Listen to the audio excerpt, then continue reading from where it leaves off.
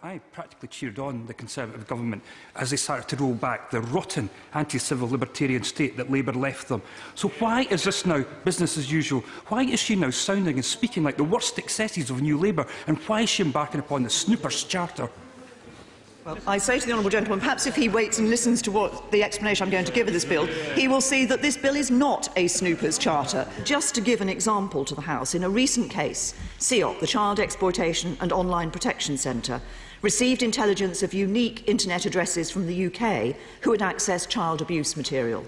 Because some of that communications data was not available, 9 out of 41 members of an international paedophile ring could not be traced.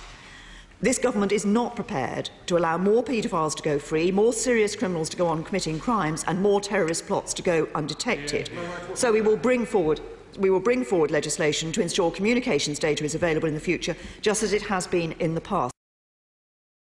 Don't they always use the example of, we don't want paedophiles and terrorists to go free, so we need to introduce X, Y and Z when they're trying to curb our liberties in the name of making us safe? You see, it all sounds reasonable, doesn't it? Let's stop the paedophiles and terrorists and let's all be safe. After all, you don't want paedophiles and terrorists to go free now, do you? But think a little deeper.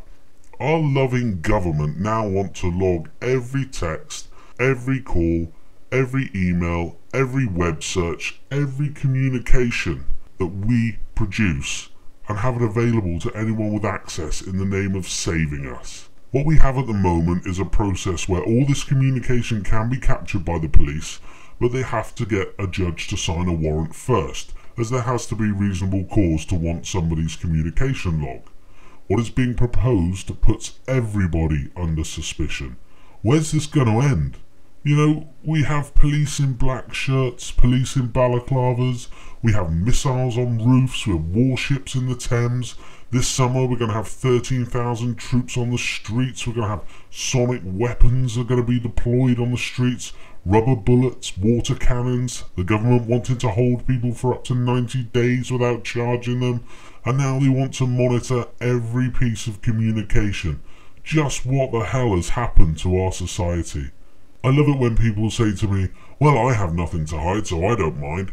That's such an apologist's attitude to tyranny. This wimpy, pathetic, nonsense attitude has got us in this godforsaken mess in the first place.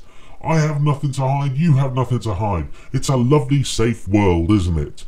Don't you get it? It's not you and I that we need to be worried about. It's the so-called authorities. It's the people with the power to kill 30 to 40,000 innocent Libyans in a no-fly zone and smile about it.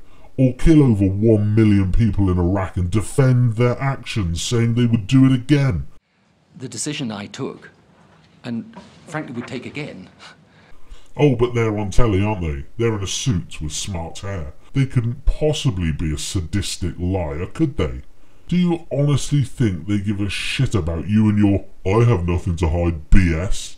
If the government is given the power to monitor everything you do online with no checks and balances, do you think that makes for a free society, or does it make for North Korea, however you dress it up?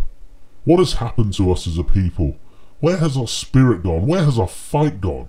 We have the power in this so-called society, not the local government official, the local brown shirt.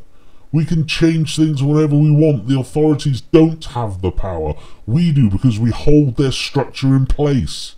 If you want change, then stop complying with the system. Voice your opinion. The monitoring of all our communications is a scare tactic, dressed up as saving children from paedophiles and the rest of us from terrorists. As I've said before, all the major terror attacks are government-sponsored, and you'd realise this if only you took the time to research them. What's next? House searches every other weekend? The establishment is scared of us, shit scared of us, waking up to the orchestrated corruption of governments, and a lot of us are. More and more the people I talk to are becoming aware that something is wrong. They can't quite put their finger on it, but they can feel it. They feel as if things are coming to a head.